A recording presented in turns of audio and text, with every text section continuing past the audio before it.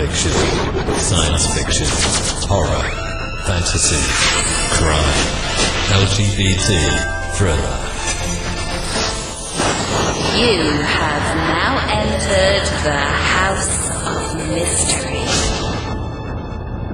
with your hosts, Eric Shapiro, David North Martino, John Copenhaver, and Al Warren. Heard on KCP 106.5 FM Los Angeles, 102.3 FM Riverside, and 105.0 AM Palm Springs. Welcome back into the House of Mystery, and you're in for another jam-packed action adventure show today. Mr. Marty Martino is on the other coast, checking out things down there. That's right. Yeah. You got any truckers trying to drive you off the road, or anybody looking for freedom down there? Not that I've seen, but I was just at a rock concert, so yeah. I didn't notice any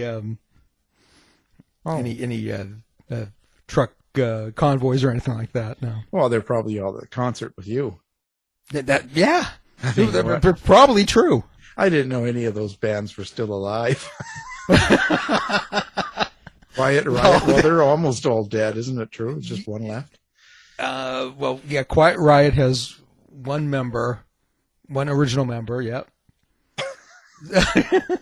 And, yeah, Slaughter? I think Slaughter has at least two original members. And Rat, there's nobody left in that. That's except for the lead singer.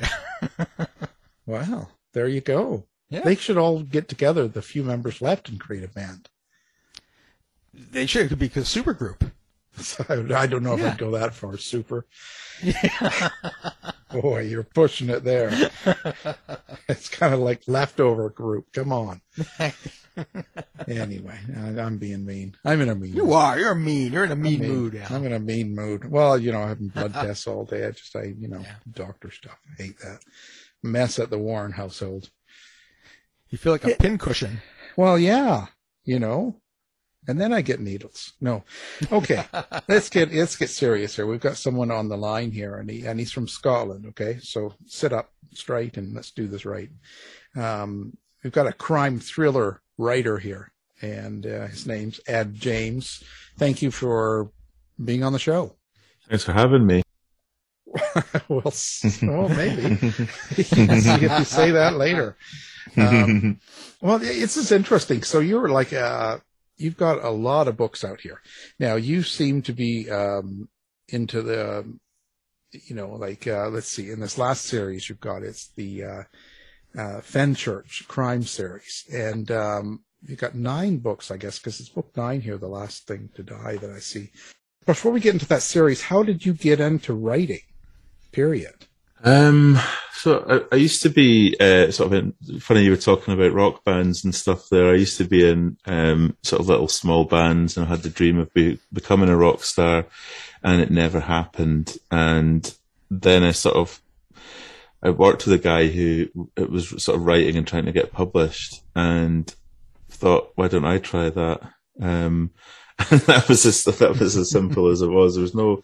You can speak to a lot of authors who've been destined to become writers since they were like 5 years old or whatever. But very much, I sort of fell into it. I read quite a lot. It was actually at part of my parents' say I'm a late starting reader. I used to read comics. That's what got me in American comics, Batman and X-Men and all that kind of stuff.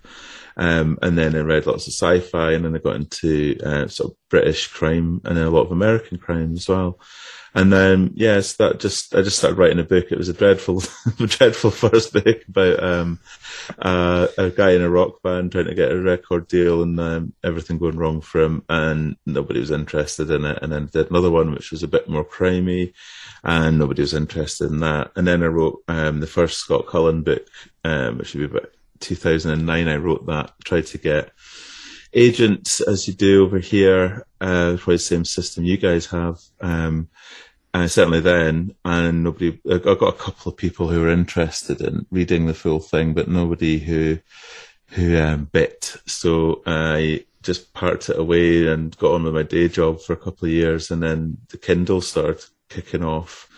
It was a bit earlier in your side of the pond than over here. It was about 2011. It started being a thing here, really.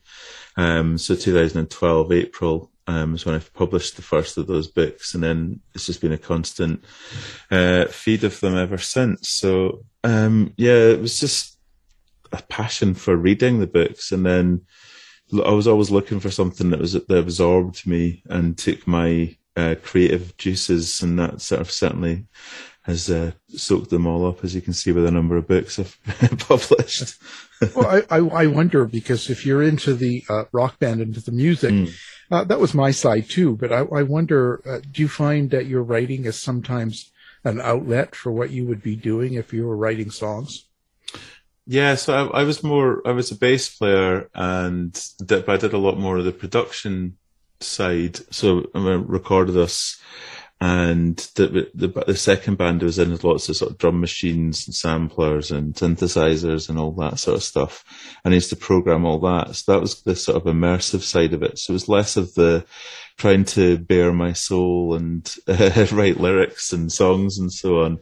But I wrote quite a lot of music, which I always found quite sort of interesting, and then arranging the stuff and that sort of side of things.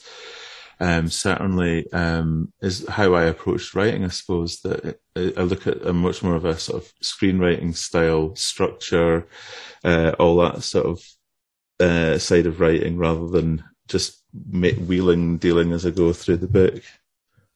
So I guess people could expect to get some sort of I don't know, how do you put that? Some sort of a meaning in each book, just like they would in a song.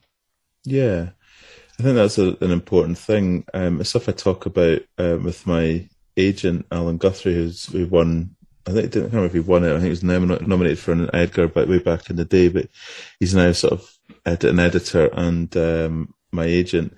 We talk a lot about themes and what's the goal is, I suppose, like similar to writing that perfect song. It's right, what's the perfect novel? What's the sort of thing that's going to make this book sell?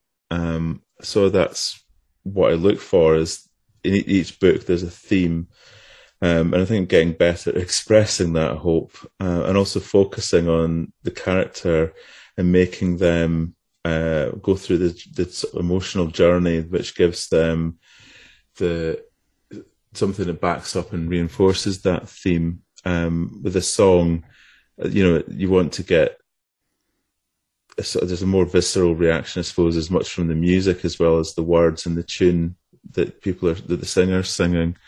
Whereas with the book, all I've got is my words, I suppose, the cover and things like that. But you have to have less tools at my disposal. It's just me and my keyboard, trying to express something about myself, I suppose, and about the world.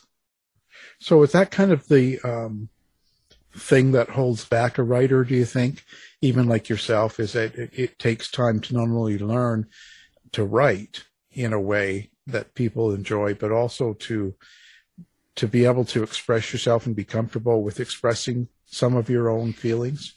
Yeah, I think that's definitely true. It takes, because I've published so many books. I think one of the things that really helped me is, particularly early days, and it's still very important now, but it's being edited. So working with editors, usually most at the development stage, so that, tearing your story apart and restructuring it. And, I've worked with like so many editors now, and I've learned a lot from each one, and it's been absolutely fascinating. But I think nowadays you get a lot more, feedback on your books if you just look on Amazon, you see, hundreds of reviews, thousands of ratings. And when people take the time to sort of comment on your book, at the early days, it feels like a kick in the teeth, but you get over that when people are criticising, you're looking for what it is they didn't like about it. If there's a theme that emerges from one book, you've made a mistake probably, or you've just really hacked off a lot of readers, and you don't want to repeat that mistake. So you can learn from that. So going back to the music theme, I've started learning to play drums, which is something I always wanted to do, and now I'm doing it in my 40s. And I was talking to a drum teacher about this, and we were talking about how people like the Beatles or Elvis Presley or the Who or Bob Dylan, the Velvet Underground, they were playing lots and lots and lots of gigs. So they were playing in front of a big audience all the time, and they got so much feedback, and that sort of fed into their instinctive playing. So a lot of the complex musical things they were actually achieving, they had no idea they were doing it, but they would hit two chords or something, and they'd see an audience react in a certain way, and that became part of their instinct. That's certainly what I take from it. So I think that getting that feedback in any sort of creative endeavour is certainly critical, I think, to improving your ability to express yourself. Only when they're throwing their panties at them. That's right. Yeah, we weren't talking about Tom Jones, no. Yeah. Well, I was wondering, you're talking about themes in your fiction, and I just wonder if you found any recurrent themes or motifs that tend to show up, and if they show up deliberately, or if it's more unconscious as you're writing your novels. Yeah, I think one of the things that definitely comes across is, even though I'm writing generally about police officers, there's a lot of the office politics comes across in every book, and I try to approach it in different ways. So the Cullen books, his boss Bain, D.I. Brian Bain, is very overbearing, very arrogant, and that's something you would see in a particular office environment, which I've certainly experienced. The Fenchurch one he's much more of a reluctant participant and all that. So he's like trying to just do the job, and there's all this office politics going off in other areas of the London Metropolitan Police Force. And the Vicky Dodds books, which are set in Dundee, it's much more a collegiate thing, so people get on with each other. So the tension comes from what they do, which can annoy people, but the intention is that they're actually friends rather than enemies, which the Cullen books certainly have more than a share of. Yeah. Well, so when you talk about British and American crime, do you have to write them differently? Is there a different way of writing each of those types of crime?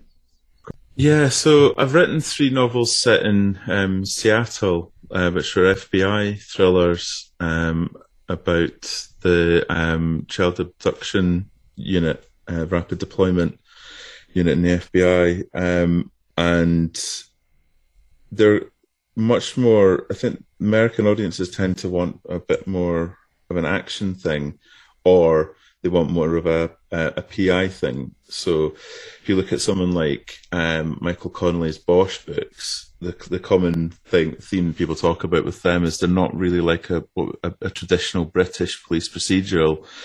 They're much more like he's a private investigator in the old Chandler mould, but he's operating inside the police force.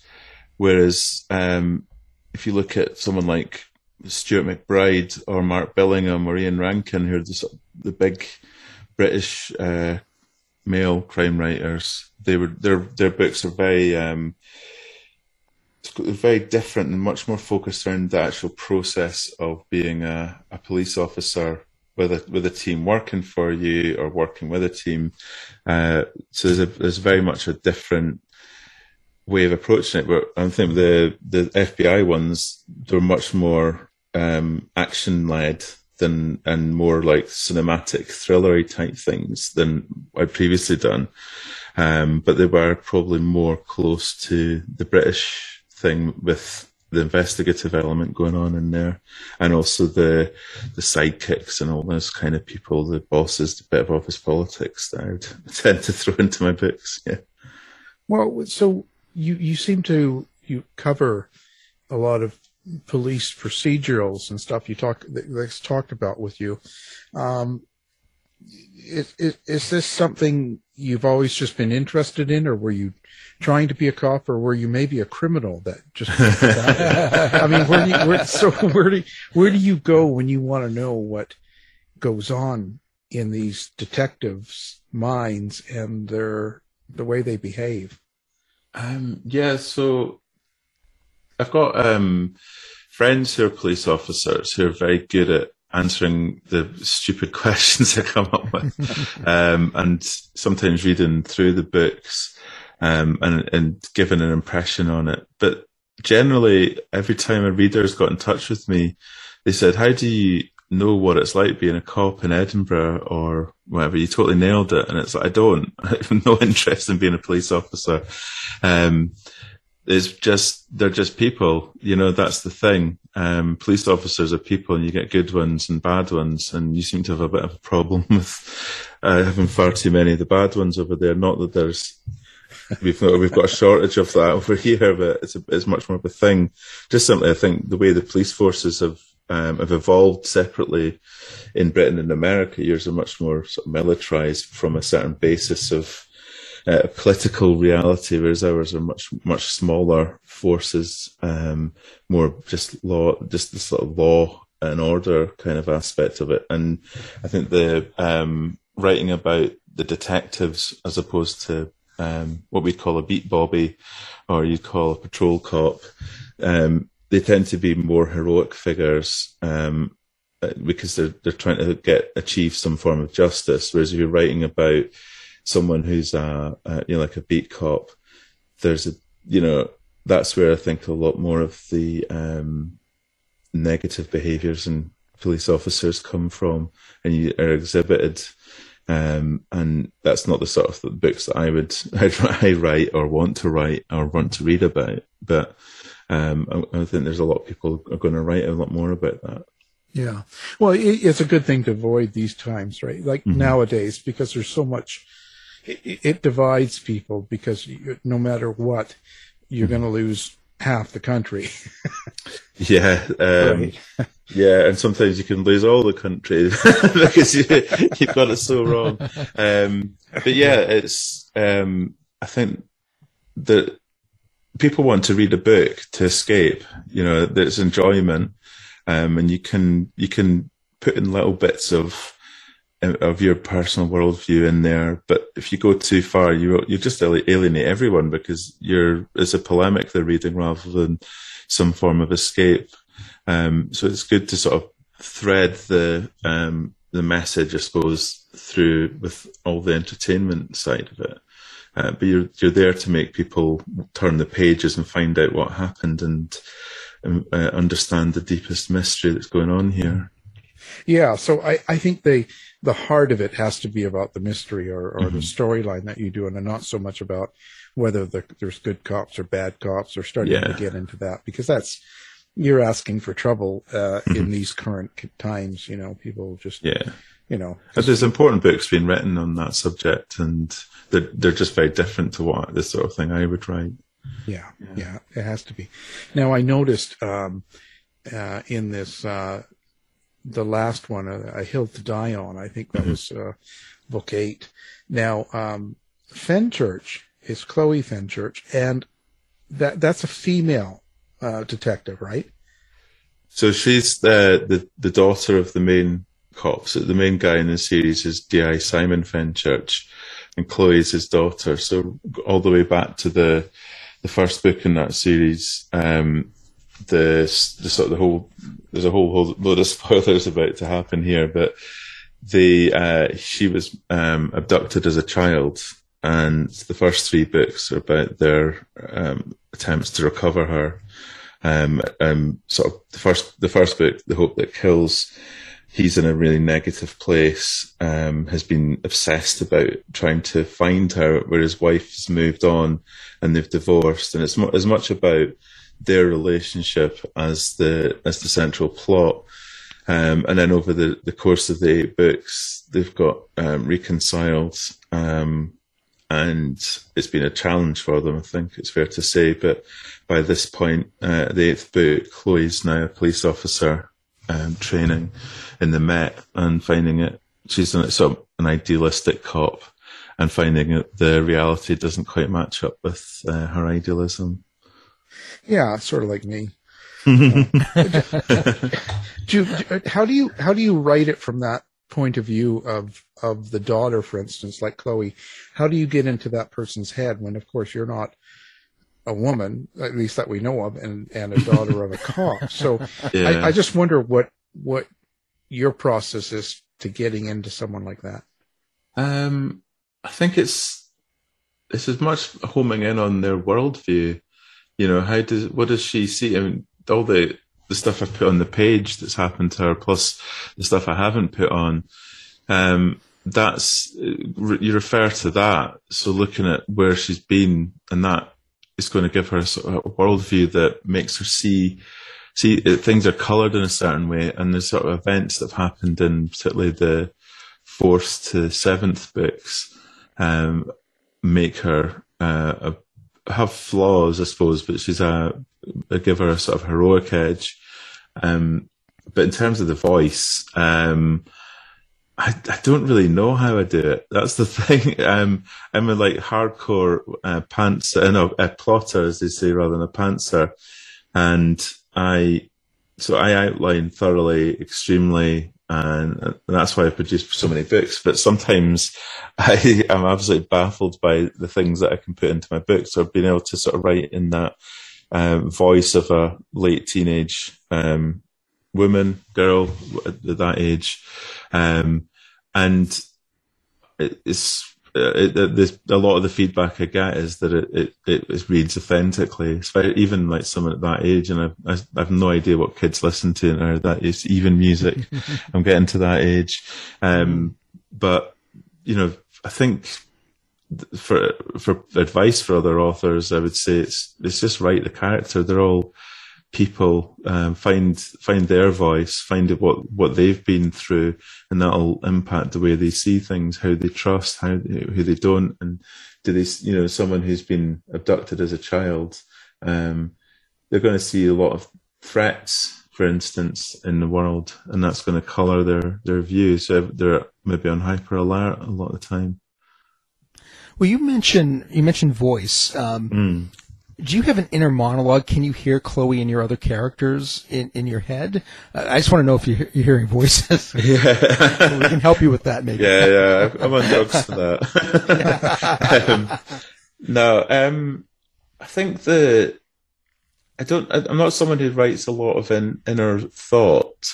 I tend to, write, you know, they're all third person, past tense, limited books, so it's not like there's you're hearing her in her head. Occasionally throw in some thoughts, reaction, and so on. But the way the characters talk, I always try to make sure each character has a distinct voice when they speak. This is distinct as the actions they do, so that. And also, I think when you've got so a lot of the books I've written have been single point of view. So and this is the first Fenchurch book where there's been it's been shown from anyone's eyes but him. So I think showing it from her viewpoint has been an interesting one. And I think actually thinking it back now, I approached each of her scenes in a different way than I would have done his. So that they have a different flow and a different energy to them. And there's a bit more pace and a bit more youthful exuberance in those. And I think if you look at even the opening chapter is from her point of view about her discovering a body, and that happens quite rapidly. There's a bit of slapstick comedy that goes sour and goes quite tragic quite quickly, and then there's quite a lot of different locations in there. So whereas one of his scenes would tend to be more sedate and sitting around an office table or walking or driving, hers are running. There's a lot of stuff that I do to differentiate each character in that way when they've got multiple points of view on the go. So do you get really into your character then as you write them? Like, are you wearing a dress and the whole thing, and do you follow through, or is this just sort of it's just looking at people as the basic person and going from there? Yeah, I mean, I've written 4 books from the perspective of Vicky Dodds, who's a female officer, and I think the second Craig Hunter book was half from his girlfriend's perspective, who was a female cop as well. So and then the FBI books, quite a lot of the those other points of view were female. But yeah, it's just they're, men and women are just people. There's as much variety in women as there is in men. So find that who that character is and write about them. What's their experience? How do they see things? How do they feel about things? And usually characters will have a misbelief. So there's whatever they've gone through in their lives, they'll see things in a certain way and they'll act in that way. And I think one of the things that can differentiate a hero and a villain is whether they change as a result of the story. If someone misbelieves something that causes them to do something, if they can accept that that's a mistake and they should do something, I think people have a lot more sympathy than a villain who misbelieves something that makes them do horrific things.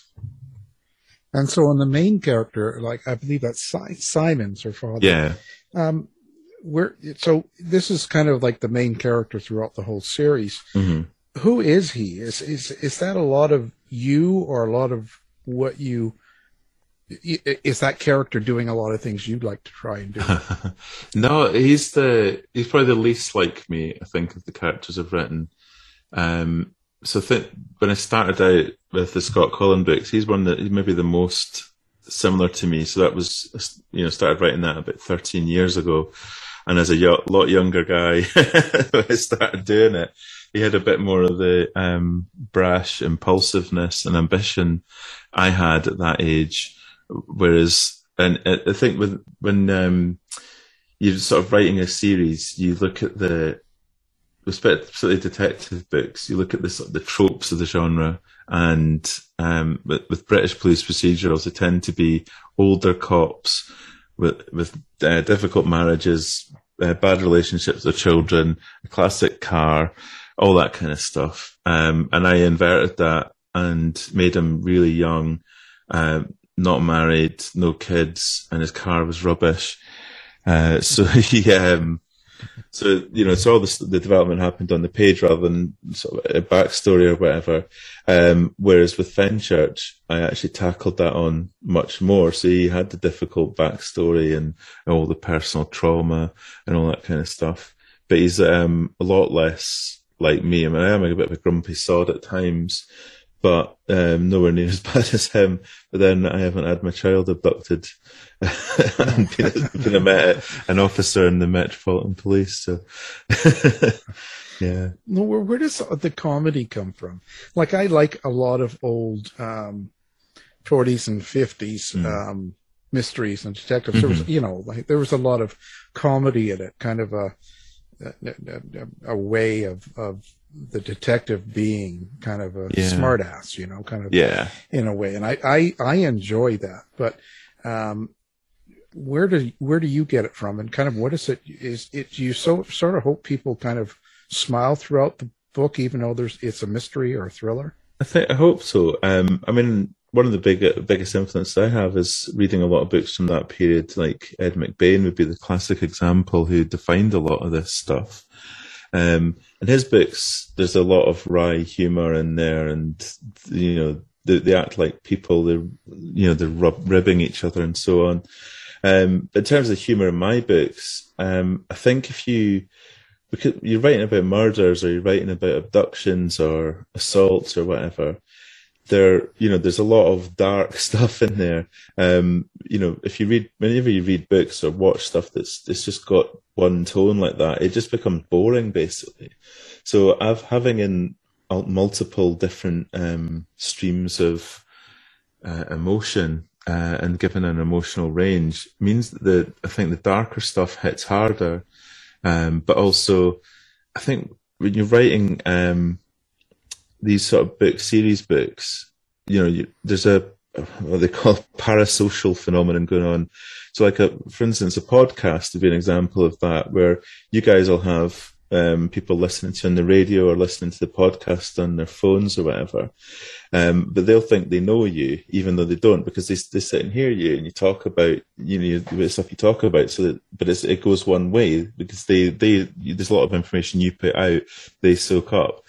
That's the same phenomenon that applies with books as well, even though they're not necessarily associating with me, they're associating with the characters. But what you want is that whenever one of my new books comes out, they want to spend more time with those characters. So yeah, they've gone through some difficult stuff, but there are people who make them laugh or make them smile, and also when they're sharing the harder times, that they've got more of a rapport and more empathy for their situations because they like them. And I think that's the key to long-term success for book series, is that people just want to pick it up to spend time with people they've enjoyed spending time with in the past. When you write humor, there's something to be said about like comedic timing. When people, go on stage, do stand-up comedy or whatever. Do you feel like there's a need for timing or rhythm when you're putting comedy or humor into prose? So there's different types of it, I suppose. Yeah, some of it's just a dry one-liner retort, where your amazingly witty detective is putting someone down, or just has a snarky wee comment back. But I think when you're trying, I think you're getting at more of a sort of a comedic set piece. Like that sort of first chapter in The Hill to Die On, there's a bit of slapstick in there, and that's quite tough to get right, I think, especially in the written word. If you're filming someone falling over, you've got the masters like Charlie Chaplin, and then any number of imitators since, who you point a camera and mess about in a very amusing way. But with the book, I think it's about showing intent and then subverting that intent and then twisting it even further. So they're trying to open a fridge door. Someone kicks them in the back of the knee, they fall in, the fridge door opens, and then all the bottles of what we'd call juice fall out, what you call soda. So they're covered in cans of Coke and all that kind of stuff. When they're trying to get up to chase after the guy, they're falling over all the cans of Coke or Sprite or Iron Brew. So it's a lot of rhythms is a tough one to get in fiction. It's one of the most, I think, neglected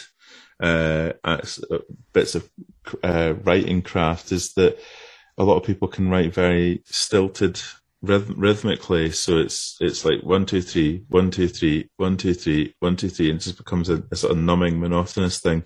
You need that variety with sentence length, so you can have like 1 2 3 1 2 3. It gives you sort of a nice tension, but then open it up with a really sort of long flowing description, for instance, and it keeps people on their toes, keeps their brains ticking over as well.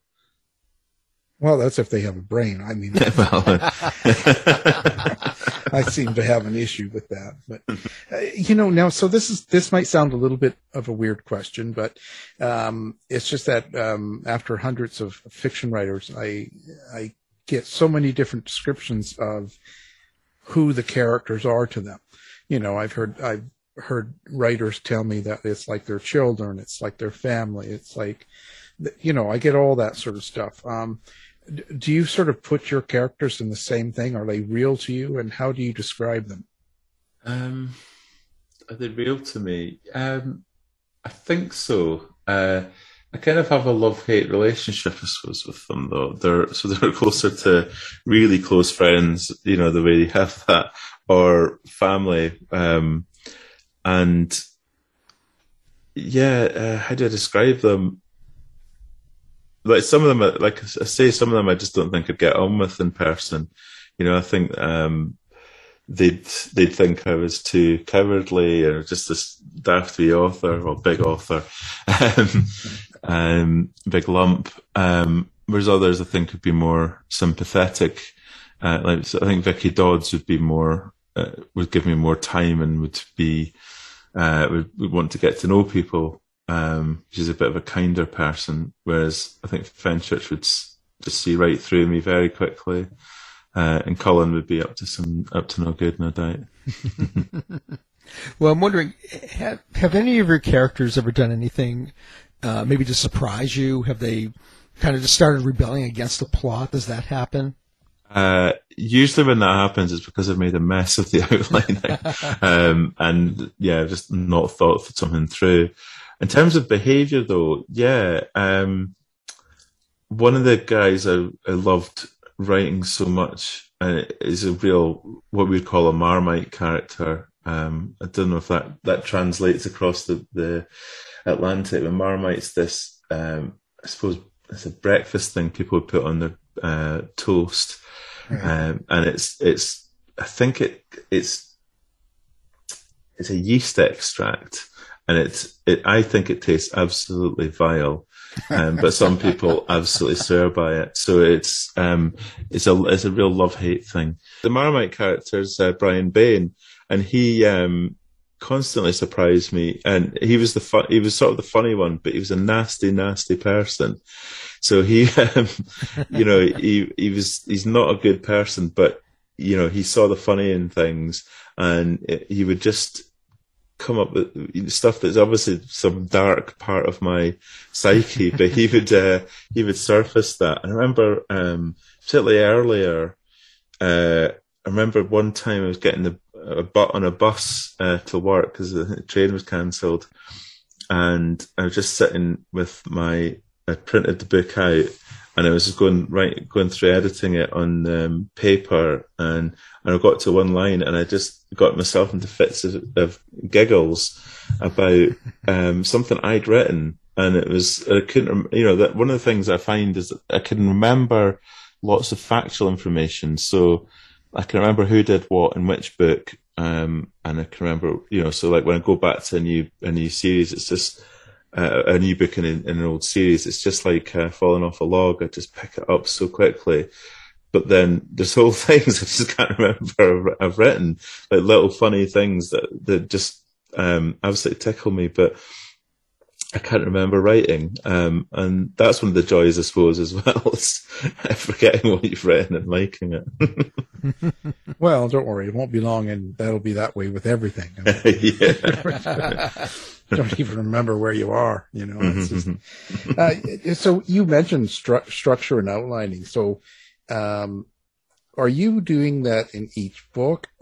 You kind of know where it's going to end, but when you get a series of 8 books, do you sort of have this all outlined somewhere in your head, or somewhere that how it begins and kind of how it's going to end, but you just kind of work out the details on the way? Like, how is that outline structure work for you?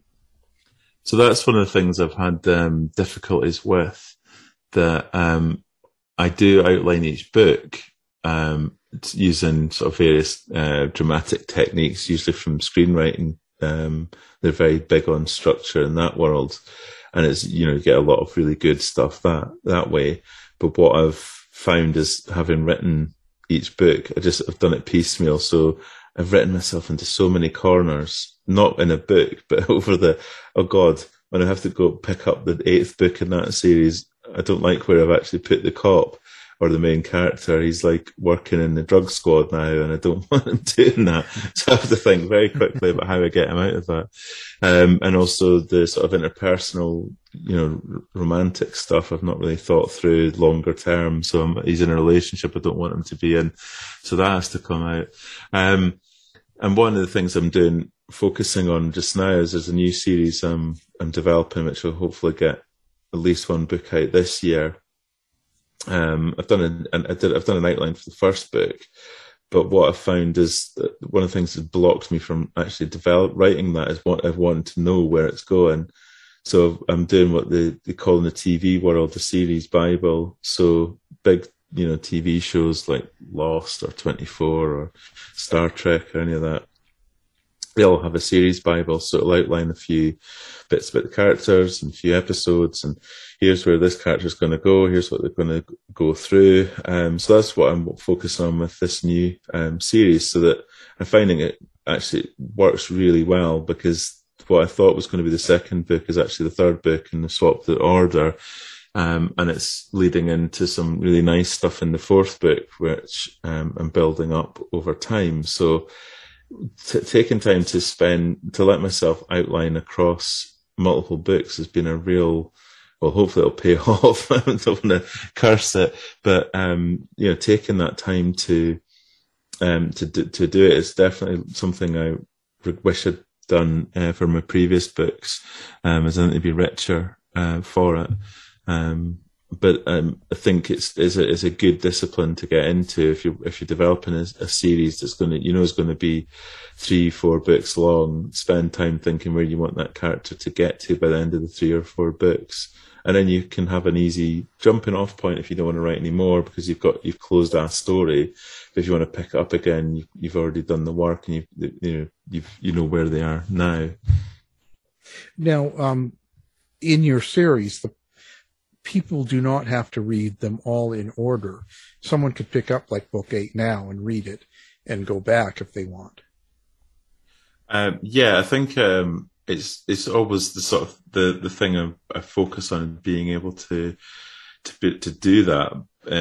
I think I have probably a harder continuity with my books. Almost like the Marvel Cinematic Universe. You have to watch 27 films to understand what's going on in this TV show. There's a lot of continuity with it, but one of the reasons I work with different editors is to go with someone who's never read any of my books before. So they're going at it cold. Does that book 8 or 9 in a series, does it work standalone? Or if someone who's like not edited me for like 5 or 6 books and they pick this up, can they follow it? What's going on? And there's a lot of the prevailing wisdom is that you want readers to start at book 1, but you can't control readers. So, if a reader starts at book 8, you want them to, go back to the start and pick the whole series up, and catch up with themselves. Because that's when I got into crime fiction, to reading it was with Ian Rankin, who's pretty much the preeminent British crime writer with his Rebus novels. And the first one that hit big for him was the 8th one, and that's the first one I read back in 1998. And then I went back and read all the previous books, but it didn't have.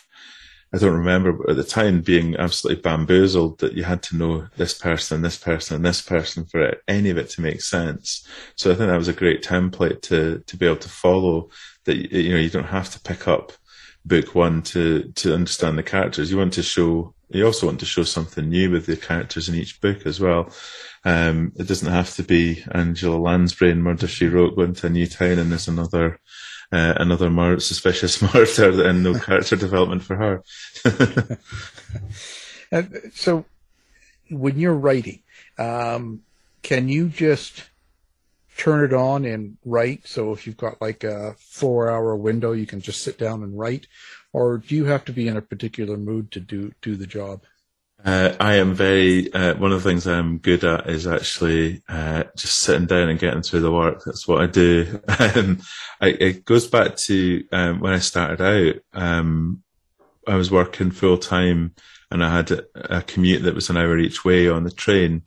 So I used to get there, stand on the platform. I knew exactly where the train stopped so that I could get into a certain bit, elbow everyone out the way, grab a table, put my laptop out and headphones on, and that was me for another hour of just writing. And that's stayed with me. So I get up, do my look at my sales stats, and then just get straight on with the writing process, and I'll work through till lunchtime, and then take my dog out for a walk up some brutal hills around here in the Scottish borders. But there you have it. You know what to look for. You got Ed walking around the hills with his dog.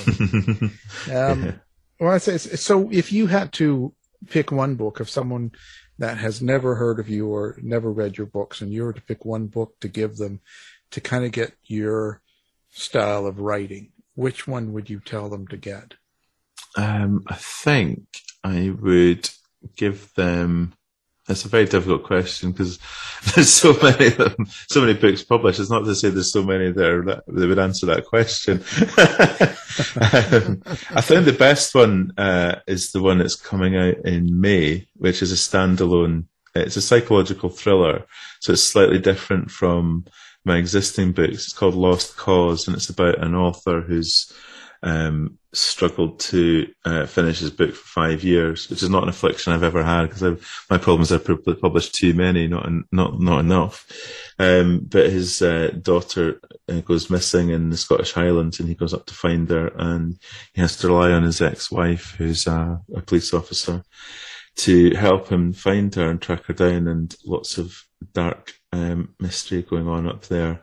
That's the one I'd recommend because it's got no series connotations, but it's also got the huge investigative and element and a lot of character work. But if people are looking to get into any of my series, the first Fenchurch one, The Hope That Kills, is probably the one I would point them to. It's got the strongest character work, I think, of the books I've done.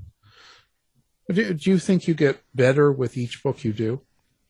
Yeah, well, so one of the things Alan Guthrie, my agent, says is if you can look at one of your old books and not want to tear it apart, then you've stagnated as a writer. And I think there's a lot of truth in that.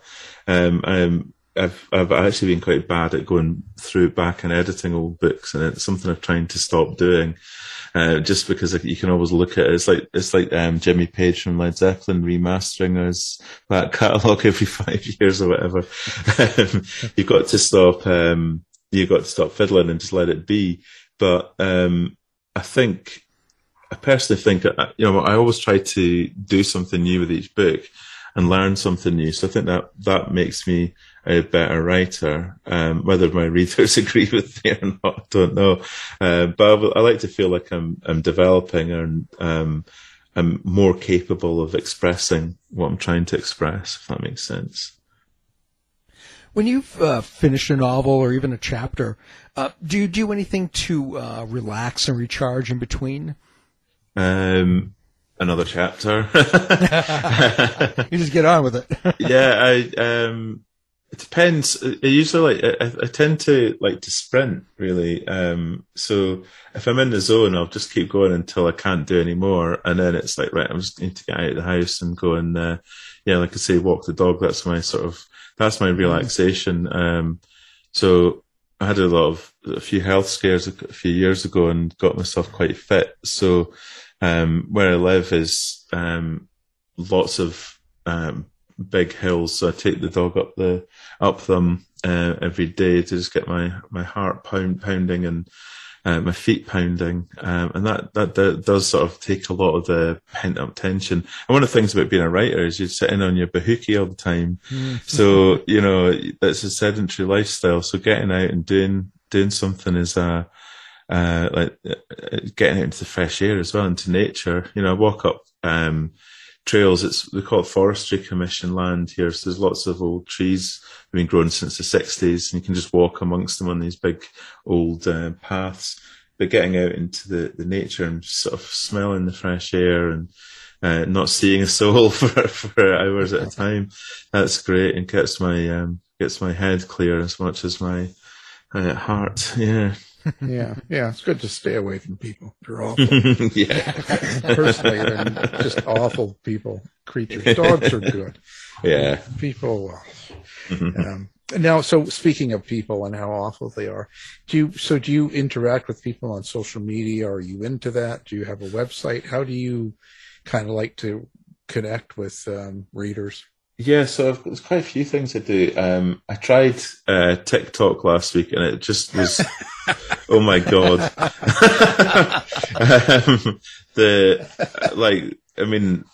That is the death of civilization. That right there. Looking at that. Just talk about sensory overload. It absolutely bamboozled me. But I'm on Twitter and Facebook, and I post a lot of photos from my many dog walks on Instagram. They're all my handles are Ed James Author, which my website is edjamesauthor.co.uk, or edjames.co.uk and edjamesauthor.com. And I've started doing I've done it for a few years now, actually, a Substack newsletter, which doesn't have many people on it, but I just write it every week as a little. So you can hear my dog drinking water in the background. Well, so she's obviously not that impressed. So it's a Substack newsletter. It's just I write what I've done this week and what I'm going to do the next week, and it just keeps me sort of focused on accountable to myself, I suppose. And I think a lot of people reply to it saying they like seeing that side of seeing how the sausage is made, as we'd say over here. So writing is it's a tough business that publishing. It can be brutal psychologically because you've got so many ups and downs. It's not just a case of sitting down and writing. It's coping with the business side of it that I think people don't quite appreciate. So hopefully they can see certainly how my twisted brain ticks in the administrative bureaucracy world. Yeah, well, it is. It's very emotional at times, right? Yeah. You get that bad review and you're I'm going to kill this person. Put them in my next book, Yeah. So we'll have that linked up, of course, on the website and stuff like that, How was COVID for you with writing? Did it sort of interfere with your groove, so to speak? No, it was just basically let everyone else in the world see what it's like being me, because you had to stay inside all the time. And you got out over here, we got out for an hour a day exercise. I wrote, quite a lot during that time, and published quite a lot. And I wrote some books that were set during the pandemic just to document a lot of the stuff that was going on for myself. They're kind of a bit more niche. Those books are sort of about 45,000 words, so they're a bit shorter than other stuff. But, I thought it was my way of documenting it, and some people really like them. So I'm quite pleased with that. But yeah, it was quite a lot of, the start of 2020 was a difficult time for me professionally. So I spent a lot of time focusing and refocusing my brain. And I think now, 2 years later, I'm kind of at the end of that cycle of shoring things up, I suppose. So there's a lot of the global catastrophe going on. It was impacted by the personal catastrophe as well. Yeah. No, I know. I just, everybody feels it differently. Yeah. Stuff like that.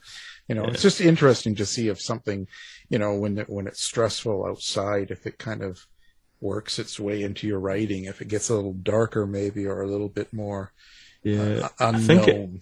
I think I actually got my work writing a bit lighter. I think I think with the rise, and this is probably going to alienate half your audience, but the rise of the sort of populists in 2016, which was, Trump on your side and the Brexit vote on our side, I found those difficult times, and I was quite angry about a lot of that. And a lot of that anger was channeled into my book. So when I look back at some of that stuff, I can see there's a bit of anger in there as well. But the stuff now, I tend to sort of have a bit more kindness to myself, I think, and a bit more levity, and I'm kind of accepting that the world is a certain way and I can't change it. So, yeah. Yeah, it's just one of those things. It's just, I think things like this are always around, always have been, especially in our lifetime. Mm-hmm. And it's just how much of it you see or notice, or how Yeah. You know, how much of it's out there at times. A lot of times it seems, that, we thought it was gone at times and it keeps coming back. So I think it's just kind of a... Yeah. And there's a certain, you can sort of understand a certain element with the way people vote or in a certain way, that there's an anger at the world that they have. So, some of them are just nasty people, I think. Yeah. But I think it's realizing that they can be easily led by demagogues, I suppose. That's the depressing part, that people fall for confidence tricks still. Yeah. Yeah. No end, No, never ends. No, it doesn't seem to, Mm-hmm. Well, it's been a great conversation. Yeah, I've had a great time. Thanks. Of course, we're talking about the latest book in the Thin Church crime thriller, Book 8, A Hill to Die On. And the author's been our guest, Ed James. Thank you for being on the show. Thank you for having me again. It's been, I can now say that it was great fun. So thank you very much. Thanks, Ed. Tired of wasting time trying to decide what to watch on your streaming service? Go to our website and look for the Martino movie reviews. To find out more about our show, guests, or to listen to past shows from our archive, please go to www.houseofmysteryradio.com. Show's over for now. Was it as good for you as it was for me? Well, good night. This has been a production of Something Weird Media. I'll be back.